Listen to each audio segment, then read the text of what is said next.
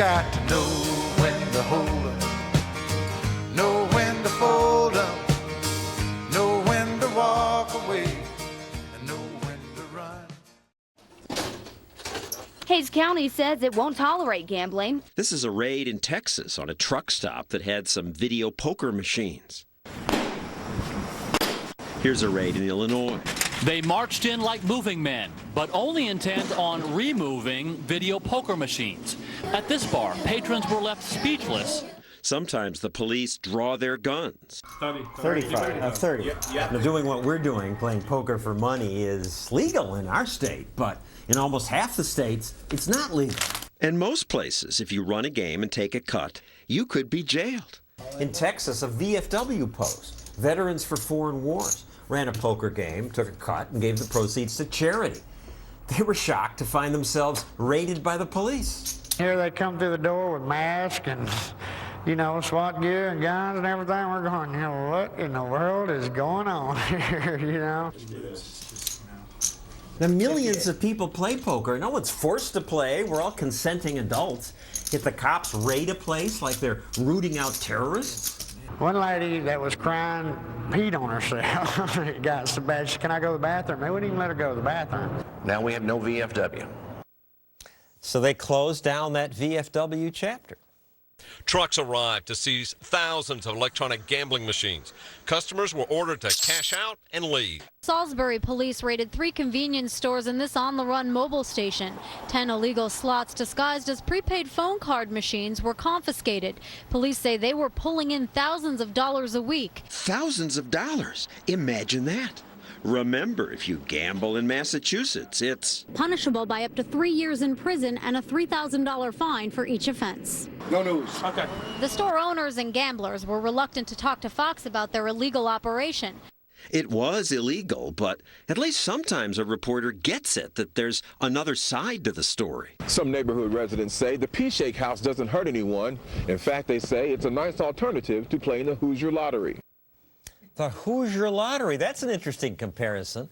While states bust into convenience stores and arrest people and confiscate video poker machines, simultaneously, they run their own gambling scam.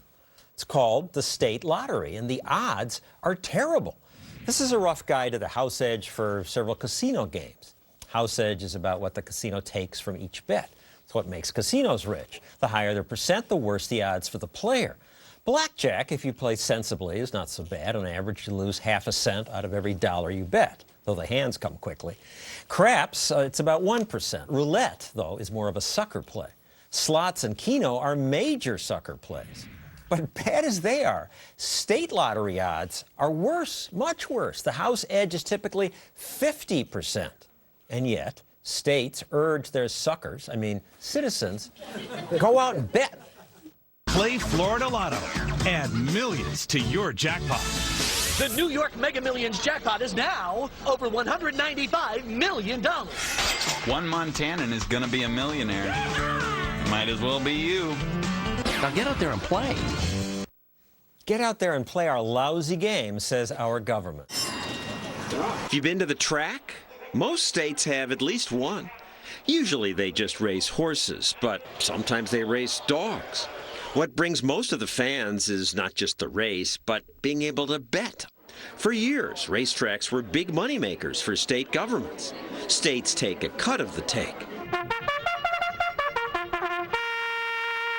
The only way you could bet on these races used to be to come to the track and place your bet here. Of course, some people didn't want to come all the way here, so they bet with bookmakers illegally.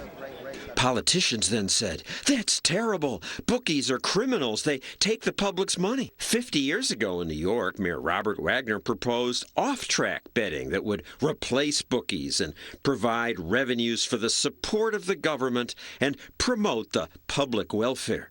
Let him go, baby. Come on, buddy. Now, these people can bet right near their homes. That's efficient. But how is OTB worked out? Are the revenues pouring in for the public welfare? No. Last year, New York's current governor announced it has hemorrhaged money and has been unable to be directly accountable. That's right. Only government could make this happen. OTB, created because criminals made so much money taking bets, now takes bets and manages to lose money, millions of taxpayer dollars. John Stuart Mill said in On Liberty, over himself and over his own body and mind, the individual is sovereign. If I don't hurt anyone else, you politicians shouldn't limit my choices. Some of my poker buddies were surprised to hear about the government's restrictions. We are intelligent enough to know our limits. Leave the government out of it. And let me decide for myself. Just like they do. Don't take my right away from me. We're not all mentally and psychologically strong enough or able to govern ourselves, with some people. The liberal wants government to do something. The addictive element of gambling forces, the government to step in because it is addictive. That's stupid. Smoking cigarettes is an addictive behavior. They don't prevent us from smoking in our own home. They don't prevent us from drinking in our own home. At least they don't, yet. But it's one more reason why America's anti-gambling laws are hypocritical. While state officials lock people up for offering video gambling, they simultaneously promote a worse form of gambling. The New York Mega Millions jackpot is now over $195 million. The odds of winning are so low that if a casino sent its slot machines to pay what lotteries pay, states would call it illegal. Play Florida Lotto. Add millions to your jackpot. It's so hypocritical. And what an attack on the poor. The poor buy the most lottery tickets. So instead of encouraging poor people to work hard and save money, be responsible, our government tells people the route to happiness is a lottery ticket. It's stupid. Government pushes bad gambling while banning bets with better odds. The nanny state should butt out of our personal lives. Once we're adults, individuals, sovereign individuals, ought to get to decide.